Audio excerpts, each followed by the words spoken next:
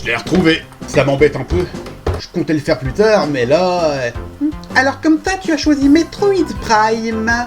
C'est plutôt un bon choix, je ne vois pas pourquoi tu t'inquiètes. Ben, à vrai dire, je voulais faire Metroid Zero Mission pour la saison 2. Mais vu la situation... Serait-ce un reproche? Pas du tout, je me permettrai pas. Parfait dans ce cas. Tu es sûr que ça va aller? Oui, t'en fais pas. Je voulais le faire de toute façon, et je dois présenter un jeu de tir, alors autant faire d'une pierre deux coups.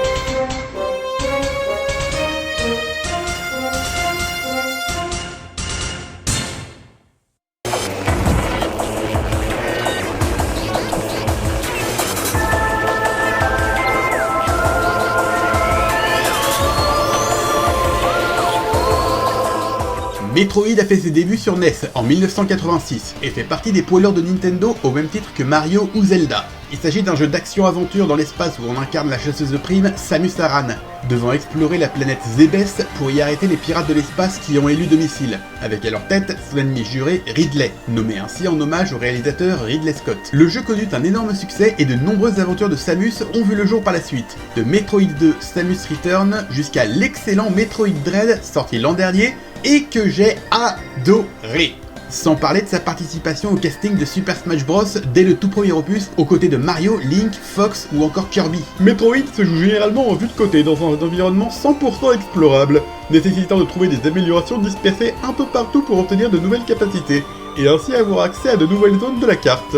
Formule qui sera réutilisée dans Castlevania Symphony of the Night, créant ainsi le genre Metroidvania, que nous trois appelons personnellement jeu d'aventure plateforme exploration, dont de nombreux autres jeux s'inspireront également. Par ailleurs, en finissant le tout premier dans une certaine limite de temps, il était possible de découvrir Samus sans son armure. Et si aujourd'hui ce n'est plus un secret pour personne, ce fut une vraie surprise pour les joueurs de l'époque de découvrir que Samus était en vérité une femme. Je savais qu'il y avait quelque chose de bizarre chez toi. C'est une femme. Or, Metroid Prime est un cas à part. Il faut dire qu'après l'absence de la série sur Nintendo 64, la firme voulait vraiment relancer la série sur GameCube et a engagé un petit studio de nom de Retro Studio, pour s'occuper d'un nouvel opus qui ne sera non pas en vue de côté, mais en vue à la première personne. Ce qui refroidira les fans de prime abord, mais finalement tout s'est bien terminé, et un second opus a vu le jour sur GameCube, puis un troisième sur Wii. Quant au quatrième, on sait qu'il existera. Un jour peut-être. C'est déjà ça, on va dire. Les événements de Metroid Prime prennent directement place à la suite de Metroid premier du nom. Et avant de se lancer, je vous passe cette petite présentation de l'histoire et son univers. Je m'appelle Samus Aran, chasseuse de primes, fille de Rodney et Virginia Aran, membres de la Fédération Galactique. Alors que je n'étais encore qu'une enfant, notre colonie a été attaquée par des pirates de l'espace, et mes parents perdirent la vie sous mes yeux, de la main d'un pirate du nom de Ridley. Seule survivante, je fus recueillie par les Chozo, un peuple d'oiseaux anthropomorphiques, aux connaissances infinies. Ils m'ont élevée et entraînée sur la planète Xebes, une des nombreuses qu'ils aient colonisées au cours de leur existence, modifiant également mon ADN pour me permettre de survivre en ce milieu hostile. Durant ma jeunesse, j'ai intégré à mon tour la Fédération Galactique, quelque temps avant de finalement voler de mes propres ailes et devenir chasseuse de primes, recevant par la suite des Chozo, une combinaison de puissance. Ma première mission fut de retourner sur Xebes afin d'y éliminer les pirates de l'espace qui ont élu domicile, ainsi que les Metroïdes, une forme de vie parasite, vidant leurs victimes de leur énergie vitale que les pirates cherchaient à exploiter. Durant cette mission, j'ai mené moult affrontements, finissant face à l'assassin de mes parents en personne, Ridley, ainsi que Mother Brain, la chef des Metroïdes. et parvenant à m'échapper de leur base in extremis avant qu'elle n'explose. Je pensais en avoir fini avec les pirates, mais un jour, je capta un signal de détresse provenant de la frégate Orphéon, une station spatiale survolant en orbite autour de la planète Talon 4.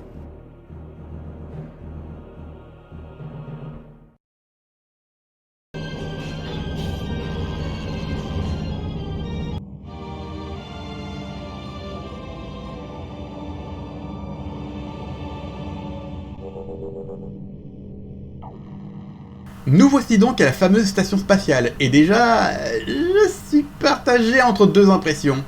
D'abord, le sentiment d'être totalement immergé dedans. Rien qu'en jouant manuellement la manette, on découvre l'univers directement au travers des yeux de Samus, derrière la visière de son casque. Mais aussi de l'inquiétude. En effet, si dans la plupart des FPS, il suffit de bouger la souris ou le stick droit pour déplacer le viseur, ici, non. Le viseur de Samus est complètement fixé à son niveau et pour le déplacer, il faut maintenir la touche R pour passer en mode visée, ce qui l'immobilise totalement. Pour le coup, c'est un peu déroutant quand on n'a pas l'habitude, mais au moins il est possible de verrouiller une cible pour pouvoir se déplacer sans la perte de vue. A part ça, le jeu se présente assez bien. On a deux visières différentes, une pour les combats permettant de tirer rayons et missiles sur les ennemis, et une visière d'analyse permettant de scanner son environnement et les formes de vie croisées. En tout cas, je sais pas ce qui s'est passé ici, mais les pirates de l'espace ont sacrément morflé. Il y en a un qui a essayé de me tuer alors que je m'approchais pour l'aider. Qu'est-ce que tu fais avec ce Magnum 357 pointé dans ma direction? Tiens, espèce d'ingrat. En fouillant les labos, on a découvert que les pirates faisaient des expériences sur une source d'énergie appelée Phazon.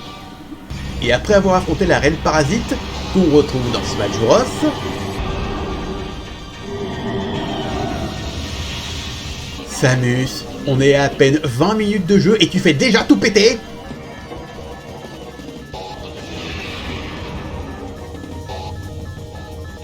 Ridley? Mais tu l'avais pas tué, lui? Oh, tu sais, entre lui et Kraid, j'ai l'habitude. Et après, c'est le drame. L'explosion endommage l'armure de Samus qui perd une grosse partie de son équipement. Défaillance du costume Varias. Défaillance de la boule morphine. Défaillance du missile. Défaillance du rayon de charge. Défaillance du rayon grappin. Défaillance de la fonction VPN. Et avant que la base explose, nous nous lançons à la poursuite de Meta Ridley sur Talon 4.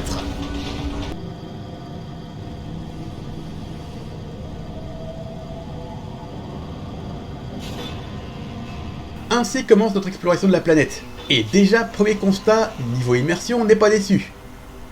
Que ce soit l'ambiance visuelle ou sonore, c'est vraiment top. Malgré la présence de Samus, je me sens tout de suite seul contre tous, livré à moi-même.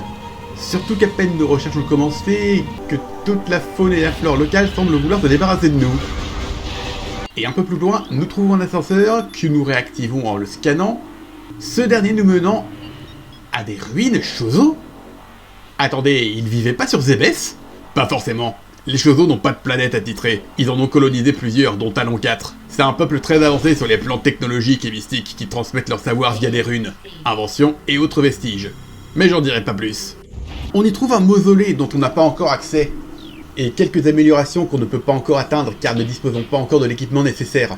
En revanche, nous trouvons d'anciens écrits nous en disant plus sur ce que les Chozo faisaient ici, à savoir étudier le courant du temps pour apprendre à voir le passé et le futur, quand je disais qu'ils étaient très avancés. En tout cas, après s'être débarrassé d'un essaim, nous avons mis la main sur le réservoir de missiles, ce qui nous permet d'ouvrir le passage vers le mausolée et accéder à la boule morphing.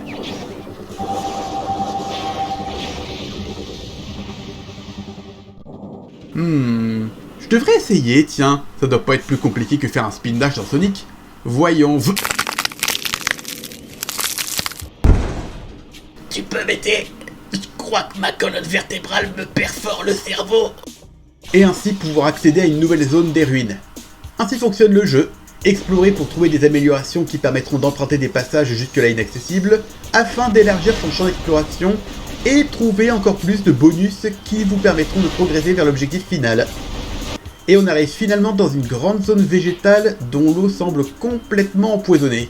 Ici, nous avons trouvé le rayon chargé, permettant, comme son nom l'indique, de charger un tir pour envoyer une boule d'énergie bien plus puissante que nos rayons. Après avoir dû scanner 4 emblèmes cachés dans cette pièce, pour ouvrir un passage, truc assez relou et qu'on doit déjà refaire dans la salle du grand arbre, et plus loin, nous avons rencontré la plante qui empoisonnait les eaux, que nous avons pu détruire afin de les ramener à leur pureté d'origine. Alors sous prétexte que c'est le printemps, on va devoir accepter qu'il y a des mauvaises herbes partout? Non, moi je suis pas d'accord. Et heureusement j'ai une arme fatale pour lutter contre ça, c'est un désherbeur thermique électrique de la marque Royal Gardener. Un désherbeur qui a une puissance de 2000 watts et qui peut fournir une chaleur de 600 degrés. Elles vont moins rigoler les mauvaises herbes et je vous fais la démonstration en vidéo. C'est parti. Nous atteignons ainsi une nouvelle zone, les cavernes de Magmoor, dans laquelle on ne pouvait pas se rendre sans la tenue Varia car la chaleur nous infligeait des dégâts en continu. Une zone magmatique dans laquelle on ne trouve rien de particulier et on a accès très vite au monde de Phandrana où la température tombe brutalement dans les négatifs. C'est un coup à choper l'Airips, heureusement que j'ai de la fourrure. Et ici, les choses se corsent. Déjà, les ennemis deviennent plus galères à gérer et commencent à nécessiter une approche particulière pour en venir à bout. Mais surtout, à partir de là, on trouve les portes différentes des autres. Dans Metroid, il est de coutume de tirer sur une porte pour l'ouvrir, mais parfois, il faudra un type de tir spécial pour ouvrir certaines portes. En l'occurrence, si les portes bleues peuvent être ouvertes par un tir simple, c'est avec le tir d'onde qu'on pourra ouvrir les violettes. Par ailleurs, chose assez relou, lorsqu'on tire sur une porte lorsque celle par laquelle on est arrivé est encore ouverte, il faudra attendre que cette dernière se referme pour que la prochaine s'ouvre. Je soupçonne ça d'être un moyen de dissimuler subtilement un temps de chargement, et c'est très saoulant.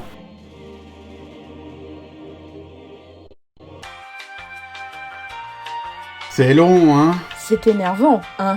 Mouais. Et sinon, comment ça va avec Ridley en ce moment? Je veux dire, depuis qu'il est dans Smash. On arrive à se tolérer, c'est déjà ça. Hein? Ok. Et sinon, des nouvelles de ce Claudio? Bof, il a pas refait surface depuis l'affaire du Pizza Cut. Il a peut-être peur de nous. Je vois pas pourquoi par contre. Je vois. Ah, enfin c'est où? Vert. Bon, on dirait qu'il nous faut le grappin pour continuer par là. Revenons plus tard. Bon, heureusement, les fouilles se passent bien. On a pu trouver des extensions de santé et de missiles. Le jeu a au moins le mérite de récompenser les recherches. Et avec toutes nos trouvailles, nous avons pu atteindre une nouvelle zone à la surface de Talon. Avant d'y arriver, nous en avons appris plus sur les événements s'étant produits grâce aux écrits Chozo. Durant leurs études de la maîtrise des flots du temps, les Chozo ont érigé une civilisation bâtie dans le respect le plus pur de l'environnement de Talon, jusqu'au jour où une météorite s'est écrasée sur la planète, propageant ce qu'ils appellent un poison, faisant dépérir la planète et muter la faune et la flore. Les flots du temps ne leur ayant nullement averti de ce qui allait arriver, ils durent réagir dans l'urgence et sceller le cratère de la météorite à l'aide d'un sanctuaire, ayant éparpillé 12 artefacts sur la planète pour permettre à Samus, qu'ils ont vu arrêter le fléau dans l'avenir, d'accéder au cratère tout en bloquant la propagation du poison d'ici là. Du coup, pour ouvrir l'accès au cratère, dernière zone du jeu, il sera indispensable de réunir les 12 artefacts. Scanner les tombes Chozo permet d'obtenir une indication sur leur emplacement, mais pour le reste, c'est la débrouille totale. On a donc repris les recherches à Phandrana pour y trouver le rayon à ondes. Mais franchement, le boss qui le garde, même en le scannant, la façon de le battre, j'ai pas trouvé ça très clair. En tout cas, grâce à ce nouveau rayon, de nouveaux accès s'offrent à nous, dont le laboratoire occupé par les pirates de l'espace, certains équipés d'un système d'invisibilité. Qui n'a pas l'air de très bien marcher d'ailleurs. On trouve aussi une des salles indiquées par une des tombes Chozo pour obtenir un des artefacts. On est supposé faire sauter une de ces tours, mais y a rien à faire. Je vois absolument pas comment je suis censé m'y prendre. Peut-être avec un objet que j'obtiendrai plus tard. Toujours est-il qu'ici, on découvre que les pirates font des expériences sur le Phazon, qui n'est autre que le poison évoqué par les Chozo pour créer des mutants surpuissants. Ainsi qu'une visière infrarouge permettant de voir dans le noir, ainsi que les pirates utilisant à présent un système d'invisible. Et attends quoi? Ils avaient un système d'invisibilité qui leur aurait donné un gros avantage contre moi et Samus, et ils ont attendu qu'on obtienne de quoi contrer ça pour s'en servir? Mais ils sont débiles! Ou étrangement fair play. En tout cas, un point qui peut vite gaver dans ce jeu, plus on avance, plus notre champ d'exploration s'étend. Et par effet papillon, plus il s'étend, plus on peine à trouver où il faut aller exactement pour poursuivre. Et on se retrouve très fréquemment à tourner en rond sans trouver son chemin. Surtout que parfois, quand on croit avoir trouvé la bonne route, on finit juste par découvrir qu'on ne peut pas aller plus loin au final. Il arrive parfois que l'interface nous donne l'emplacement de notre prochain objectif quand on traîne trop, mais même comme ça, c'est pas toujours évident de savoir comment avancer. D'autant plus que les ennemis qu'on a vaincus dans une salle respawnent dès qu'on en sort, nous obligeant à nous en redépêtrer encore une fois quand on doit faire demi-tour. Soit dit en passant, les ennemis changent et se renforcent au fur et à mesure qu'on avance et à un moment donné, les pirates utiliseront une armure qui ne les rend vulnérables qu'à un rayon précis. Et évidemment, ça leur vient pas à l'esprit d'utiliser ceux des rayons que je n'ai pas encore pour être totalement invulnérable. Du fair play, je te dis. Et petit point noir qui là me gêne personnellement, même après avoir déverrouillé une porte spéciale, on doit quand même la rouvrir avec le rayon adapté. C'est vraiment dommage. Les portes bleues s'ouvrent avec n'importe quel rayon. Ça aurait été un peu plus intuitif qu'une fois qu'une porte à rayon d'onde a été ouverte par exemple, elle puisse être ouverte avec n'importe quel rayon par la suite. Mais bon, pour le coup, on va dire que je chipote. Mais tout ça, ça contribue à l'expérience du jeu. Le fait d'être seul sur une planète hostile où se sont produits des choses horribles et où on doit lutter pour notre survie, le sentiment de ne pas progresser et d'être perdu contribue à tout ça. La musique apporte aussi un plus. Elles sont assez discrètes mais aussi rythmées et dans le thème de leur zone. D'ailleurs, j'aime beaucoup celui des cavernes Magmour.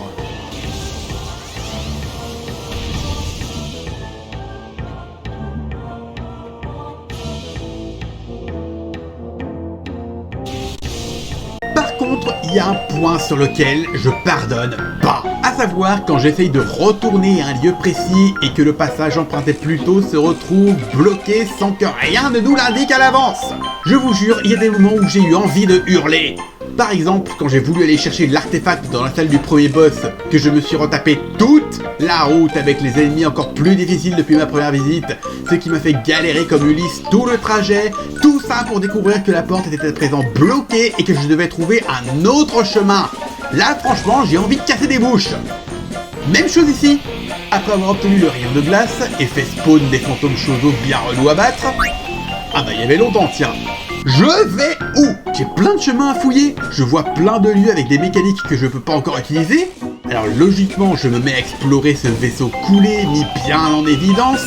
Je galère à avancer dans l'eau avec des phases de plateforme lentes, des ennemis qui essaient de me faire tomber pendant des plombes. Tout ça pour me rendre compte à la fin que je peux pas continuer parce que j'ai pas l'amélioration nécessaire et que je dois revenir sur mes pas et chercher encore un autre chemin. Mais comment faire pour savoir où je dois aller? La carte est bien fichue, mais aucun moyen de savoir qu'est-ce qui se trouve où. Pas même dans les salles déjà visitées. Ce qui fait que j'ai aucun moyen de me souvenir si j'ai raté un truc dans une salle déjà explorée. Là par exemple, j'ai accès à ce couloir, mais pour le traverser, je dois me débarrasser de ces débris. Pour me débarrasser de ces débris, j'ai besoin des super bombes qui se trouvent dans la mine de Phazon. Je veux passer par cette salle, mais j'ai besoin du grappin qui se trouve aussi dans la mine de Phazon. Pour accéder à la mine de Phazon, je dois traverser le navire coulé. Pour traverser le navire coulé, je dois me débarrasser des débris. Normalement, pour ça, j'ai besoin de la tenue de gravité qui se trouve dans la mine de Phazon. Je veux passer par cette salle, mais j'ai besoin du grappin de se débarrasser dans la capacité d'utiliser les rails avec les crossbows.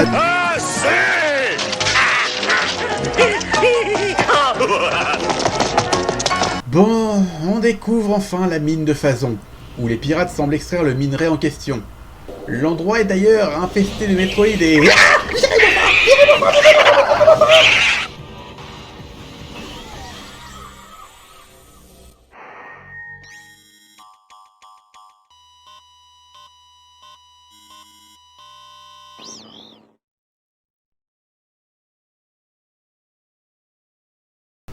Bon, on va accélérer un peu le rythme, histoire que ce soit pas trop répétitif. J'arrive à m'enfoncer profondément dans les mines, galérant pour battre ce robot et m'emparer des super bombes, mais ne pouvant pas aller plus loin à cause du Phazon qui inflige des dégâts au contact. Malgré tout, je me parviens à mettre la main sur... qui est une purge à utiliser. Poursuivant mes recherches, je trouve le rayon plasma, une nouvelle visière qui permet de voir les choses sous leur vraie forme, ainsi que plusieurs autres artefacts. Je peux à présent avancer davantage dans les mines. Et ils appellent ça une mine. Une mine! Pour encore et toujours plus de galères. Ce n'est pas une mine. C'est un tombeau. Et affronter le pirate Oméga. Non, pas celui-là! Un pirate muté au Phazon très galère à battre. Oui, j'aime les boss qui nous obligent à gérer plusieurs trucs en même temps. Du coup, une petite super bombe et on se débarrasse des gêneurs.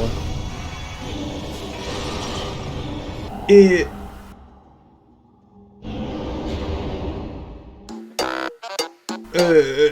Ça va, Samus? Ok, si t'es morte, bah dis rien, vu que de toute façon tu pourrais rien dire. Et si t'es vivante, dis aïe.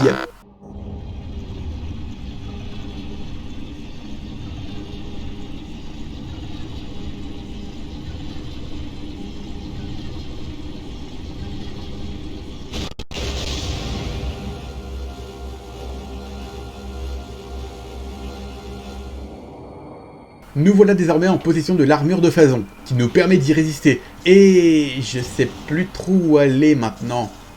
Il me manque 3 artefacts pour ouvrir le cratère. Va falloir que je me refasse toute la carte pour la fouiller.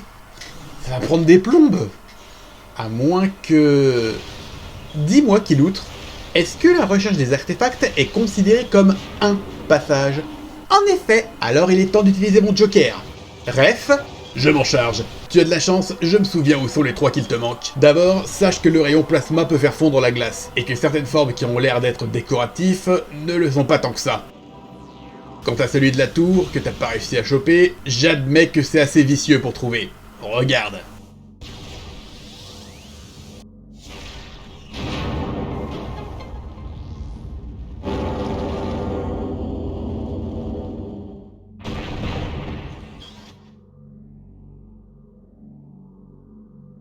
Et voilà, tu as tous les artefacts maintenant. Tu arrives à la fin, ça va aller? Ouais, je devrais pouvoir gérer maintenant.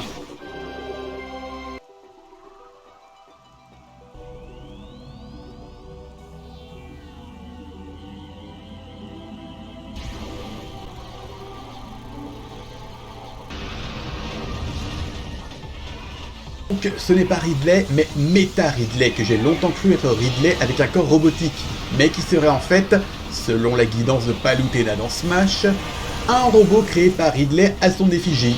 Bonjour le narcissisme. En tout cas, il fait honneur à son homologue organique. Le combat est très corsé.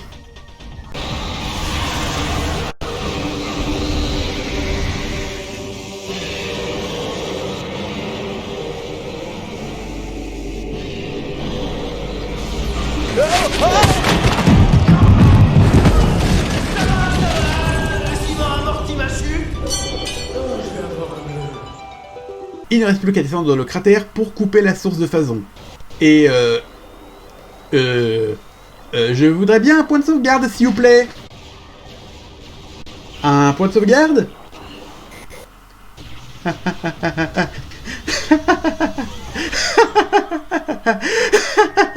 Pourquoi ils ont pas mis un point de sauvegarde avant le boss final? Ils devaient bien se douter qu'on allait morfler contre Ridley, non? Bon, cette fois je retourne au vaisseau pour sauvegarder avant et on y va. Il est temps de trouver ce météore et... Waouh! Un cousin éloigné de la lune de Majora, peut-être? Bonjour ma cousine. Bonjour mon cousin Germain.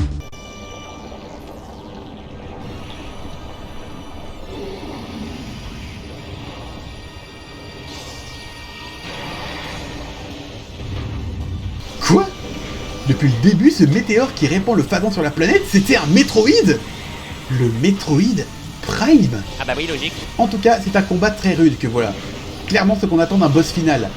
La bataille est longue, éprouvante, la tension est à son max, et le monstre nous pousse à faire usage de toutes les armes que nous avons accumulées.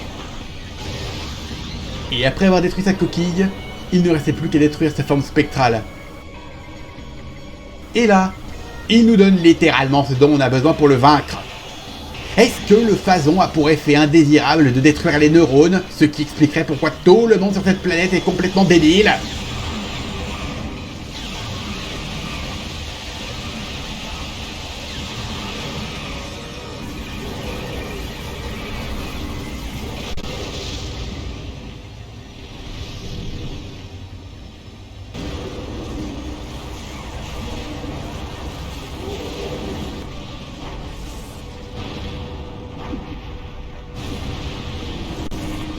Chozo's faith in Samus has been well rewarded, and now a new star shines. Eh ben on va pas se plaindre. Pour une fois que c'est pas la planète tout entière que tu fais sauter. Ah, dommage. Il m'en manquait une seule et j'avais droit à une glace gratuite.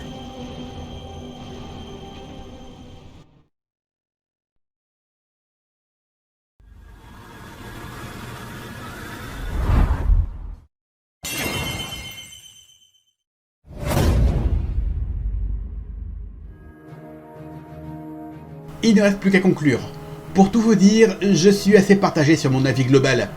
Metroid Prime est un jeu de tir et d'aventure vraiment prenant et immersif. On prend vraiment plaisir à explorer cette planète où tout semble en vouloir à notre vie. Mais d'un autre côté, ça mène à une sensation très frustrante de non-progression et de faire du surplace à certains moments. Sans parler des quelques petits coups bas que le jeu nous réserve, comme le fait de ne pas avoir de quoi sauvegarder avant le boss final, ou qu'on n'ait strictement aucune indication sur où aller à quel moment. Car l'air de rien, avec une aire d'exploration si grande, il y a de quoi se décourager. J'ai aimé ce jeu, sincèrement, mais à plusieurs moments j'ai eu la sérieuse envie de laisser tomber. Si vous aimez les jeux d'aventure exploration immersif avec une ambiance super bien travaillée qui vous fera vivre une épopée spatiale unique, je vous conseille ce jeu. En revanche, si le fait de vous perdre régulièrement dans un jeu et de devoir tourner en rond très longtemps avant de trouver quoi faire vous rebute, vous voilà prévenu.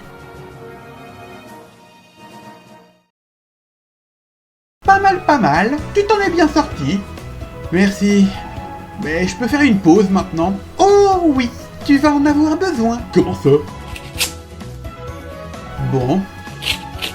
Un ballon de... Hein? Vous voulez que je traite un jeu de...